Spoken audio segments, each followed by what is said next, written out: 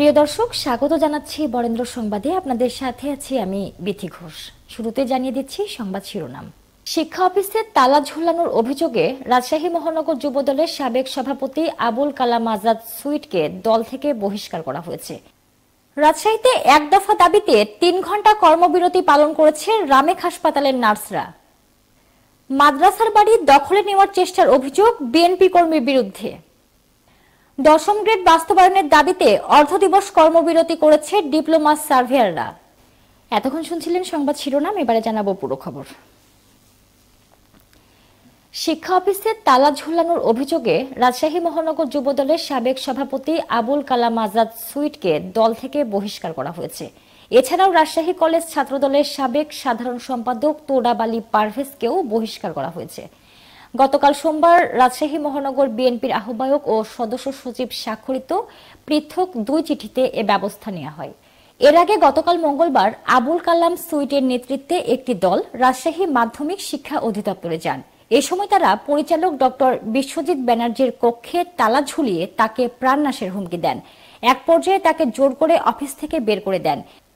এ ঘটনায় বিশ্বজিৎ ব্যানার্জি অভিযোগ করলে রাজশাহী মহানগর জেলা বিএনপির আবুল কালাম আজাদ সুইটকে সংগঠনের সকল সদস্য পদ থেকে অব্যাহতি দেওয়া হয়। রাজশাহী মহানগর বিএনপির আহ্বায়ক অ্যাডভোকেট এরশাদ আলী ঈশা, সদস্য সচিব মামুনুর রশিদ ও সিনিয়র যুগ্ম আহ্বায়ক নজরুল হুদার স্বাক্ষরিত এক চিঠিতে এ সিদ্ধান্ত নেওয়া হয়। বিষয়টি নিশ্চিত করেছেন রাজশাহী মহানগর বিএনপি সদস্য সচিব মামুনুর রশিদ। তিনি বলেন, দলীয় শৃঙ্খলা ভঙ্গের দায়ে এবং সাবেক যুবদল মহানগর সভাপতি আবুল কালাম আজাদ সুইটের বিরুদ্ধে সাংগঠনিক ব্যবস্থা গ্রহণ করা হবে। কেন্দ্রীয় কর্মসূচির অংশ হিসেবে দেশের সকল মেডিকেল কলেজ হাসপাতাল, জেলা হাসপাতাল সহ সকল স্বাস্থ্যসেবা প্রতিষ্ঠান এবং নার্সিং শিক্ষা প্রতিষ্ঠানে কর্মবিরতি চলছে, যেখানে নার্সিং ও মিডওয়াইফারি অধিদপ্তর থেকে প্রশাসন ক্যাডারদের অপসারণ এবং সেই পদগুলোতে উচ্চশিক্ষিত ও অভিজ্ঞ নার্সদের পদায়নের দাবিতে কর্মসূচি পালন করেছে রাজশাহী নার্সিং কলেজের শিক্ষক শিক্ষার্থী সহ নার্সিং ও মিডওয়াইফারি সংস্কার পরিষদ। মঙ্গলবার সকাল 9টায় রাজশাহী মেডিকেল কলেজের জরুরি বিভাগের পাশে বিক্ষোভ সমাবেশ করে কলেজটির শিক্ষক ও শিক্ষার্থীরা, কর্মরত নার্স সহ নার্সিং ও মিডওয়াইফারি সংস্কার পরিষদ। এ সময় দাবি মোদের একটাই, নার্সিং প্রশাসনে নার্স চাই, আমাদের আন্দোলন যোগ্য নার্সদের পদায়ন, বিএনএমসি এর সকল পদে যোগ্য নার্সদের পদায়ন হবে সহ নানা রকম স্লোগান দেন আন্দোলনরত নার্সরা। এ সময় তারা বলেন, আমরা আমাদের নার্সিং সেক্টরে কোন রকম নন নার্সিং সেক্টরের লোক চাই না, আমরা এমন প্রশাসনের অধীনস্থ হয়ে কাজ করতে চাই না। আমাদের একটাই দাবি, সেটি হলো যোগ্যতার ভিত্তিতে প্রশাসনিক পদে নার্সদের পদায়ন। 2016 সাল থেকে আমাদের সাথে এই বৈষম্য করা হচ্ছে, যা কোনোভাবে কাম্য নয়। আমাদের নার্সদের মধ্যেও অনেক উচ্চশিক্ষিতরা রয়েছেন যারা প্রশাসনিক দায়িত্ব পালনে সক্ষম হবে। এ সময় উপস্থিত ছিলেন রাজশাহী বিভাগের আহ্বায়ক মোহাম্মদ মনিরুল হাসান, সদস্য সচিব মামুনুর রশিদ সহ নার্সিং সদস্যবৃন্দ। রাজশাহীতে এক বিএনপির কর্মীর বিরুদ্ধে মাদ্রাসার মালিকানাধীন একটি বাড়ি দখলে নেওয়ার চেষ্টার অভিযোগ উঠেছে। তিনি ইতোমধ্যে বাড়ির একটি ঘর দখলে নিয়েছেন। নগরীর লক্ষ্মীপুর এলাকার জামিয়া সিদ্দিকিয়া মাদ্রাসা কর্তৃপক্ষ সংবাদ সম্মেলন করে এই অভিযোগ তুলেছে। মঙ্গলবার দুপুরে নগরীর একটি রেস্তোরাঁয় আয়োজিত এ সংবাদ সম্মেলনে লিখিত বক্তব্যে মাদ্রাসার অধ্যক্ষ মুফতি আবু তাহের দাবি করেন, দানসূত্রে পাওয়া এ বাড়ি দখলের চেষ্টা চলছিল আগে থেকেই। আওয়ামী সরকারের পতনের পর গত 22 আগস্ট ওই বিএনপি কর্মী বাড়ির একটি ঘর দখল করেছেন। সংবাদ সম্মেলনে বলা হয়, 1997 সালে কুলসুম খাতুন নামে এক নারী 79 নম্বর সপুরা মৌজার জমি মুহতামিম জামিয়া সিদ্দিকিয়া মাদ্রাসাকে দান করেন। এর দলিল নম্বর 3042। জমিটি দান করার সময় সেখানে 2টি ঘর ছিল। পরবর্তীতে মাদ্রাসা কর্তৃপক্ষ আরও 2টি টিনশেড ঘর নির্মাণ করে। এই বাড়ির হোল্ডিং নম্বর 15। ঘরগুলো ভাড়া দিয়ে যে টাকা পাওয়া যায় তা মাদ্রাসার এতিম ও দুস্থ ছাত্রদের জন্য ব্যয় করা হয়। গত 22 আগস্ট দুপুরে সপুরা গোরস্থান পাড়া এলাকার সাইদুল ইসলাম কটা ও তার ছেলে বিএনপি কর্মী শাওন সহ অজ্ঞাত কয়েকজন ব্যক্তি বাড়ির সামনে মাদ্রাসা কর্তৃপক্ষের টাঙানো সাইনবোর্ড ভাঙচুর করেন।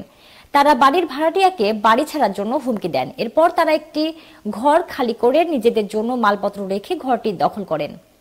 এ ঘটনায় বোয়ালিয়া থানা ও জেলা প্রশাসক বরাবর পৃথক লিখিত অভিযোগ করা হয়েছে, কিন্তু মাদ্রাসার বাড়ি দখলমুক্ত করতে এখন পর্যন্ত কার্যকর কোনো পদক্ষেপ গ্রহণ করা হয়নি বলে সংবাদ সম্মেলনে তিনি জানান। বৈষম্য নিরসনে 1974 সালের 19 নভেম্বর সংস্থাপন মন্ত্রণালয়ের প্রকাশিত বাংলাদেশ গেজেটের আলোকে সরকারের ডিপ্লোমা ইন ইঞ্জিনিয়ারিং ডিগ্রিধারী সার্ভেয়ার ও সমমান পদে কর্মরতদের অন্যান্য সকল ডিপ্লোমা ডিগ্রিধারীদের ন্যায় বেতন স্কেল 10ম গ্রেড বাস্তবায়ন করার দাবিতে মঙ্গলবার সকাল 9টা থেকে 1টা পর্যন্ত জেলা প্রশাসকের কার্যালয়ের সামনে অর্ধদিবস কর্মবিরতি ও অবস্থান ধর্মঘট করেন। এই সময় ডিপ্লোমা ইন ইঞ্জিনিয়ার সার্ভেয়ার বলেন, কেন্দ্রীয় ঘোষিত কর্মসূচি হিসেবে 1 অক্টোবর থেকে 3 অক্টোবর পর্যন্ত সকাল 9টা থেকে দুপুর 1টা পর্যন্ত সারা দেশে সকল জেলা প্রশাসক কার্যালয়ের সামনে অর্ধদিবস কর্মবিরতি এবং অবস্থান কর্মসূচি পালন করা হবে। আমাদের দাবি 10ম ডিগ্রি বেতন স্কেল বাস্তবায়ন না হলে আগামী 6 অক্টোবর হতে আমরা কঠোর কর্মসূচি প্রদান করতে বাধ্য হব। পাওনা টাকা চাওয়ার জেরে নাটোরের লালপুরে এক মুদি দোকানে অগ্নিসংযোগ ও দোকানি আব্দুস সালামকে ধারালো হাসুয়া দিয়ে কুপিয়ে হত্যা করা হয়েছে। এ সময় রক্তাক্ত ধারালো হাসুয়া সহ সাহেব আলী নামে একজনকে আটক করে পুলিশে দিয়েছে স্থানীয়রা। গতরাতে উপজেলার কলিম চিলান ইউনিয়নের পূর্ব চৌষডাঙ্গা গ্রামে এই ঘটনাটি ঘটে। নিহত আব্দুস সালাম ওই গ্রামের ইয়াজউদ্দিন প্রামাণিকের ছেলে। আটককৃত সাহেব আলী একই গ্রামের আব্দুল মজিদের ছেলে। লালপুর থানার ভারপ্রাপ্ত কর্মকর্তা নুরুজ্জামান জানান, আব্দুস সালাম পূর্ব চৌষডাঙ্গা গ্রামের একজন মুদি দোকানি। তিনি দোকানের পিছনেই বসবাস করতেন। দীর্ঘদিন ধরেই সাহেব আলী আব্দুস সালামের দোকান থেকে বাকিতে জিনিসপত্র নিয়ে যায়, কিন্তু সঠিকভাবে সেই টাকা পরিশোধ করেন না। গতকাল সকালে দোকানি আব্দুস সালাম তার পাওনা টাকা চাইতে গেলে ক্ষিপ্ত হয়ে ওঠে সাহেব আলী। এ নিয়ে তাদের মধ্যে কথা কাটাকাটিও হয়। পরে রাত 1টার দিকে সাহেব আলী আব্দুস সালামের দোকানে গিয়ে পেট্রোল ঢেলে আগুন জ্বালিয়ে দেয় তার দোকানে। এ সময় আব্দুস সালাম বের হয়ে আসলে ধারালো হাসুয়া দিয়ে কুপিয়ে হত্যা করে পালিয়ে যাওয়ার সময় গ্রামবাসী সাহেব আলীকে হাসুয়া সহ আটক করে পুলিশে খবর দেয় এবং দোকানের আগুন নিয়ন্ত্রণে আনে। মর্যাদাপূর্ণ বার্ধক্য বিশ্বব্যাপী প্রবীণ পরিচর্যা ও সহায়তা ব্যবস্থা শক্তিশালীকরণ, এই প্রতিপাদ্য নিয়ে নানা আয়োজনে নাটোরে আন্তর্জাতিক প্রবীণ দিবস পালন করা হয়েছে। দিবসটি উপলক্ষে মঙ্গলবার বেলা 10টার দিকে নাটোর কালেক্টরেট ভবনের সামনে থেকে একটি র্যালি বের করে সমাজসেবা অধিদপ্তর। র্যালিটি কালেক্টরেট চত্বর প্রদক্ষিণ করে পুনরায় সেখানে ফিরে আসে। পরে জেলা প্রশাসকের সম্মেলন কক্ষে এক আলোচনা সভা অনুষ্ঠিত হয়।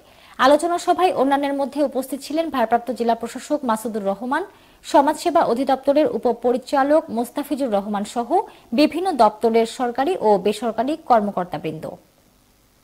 এই ছিল বরেন্দ্র সংবাদে, সাথে থাকার জন্য ধন্যবাদ।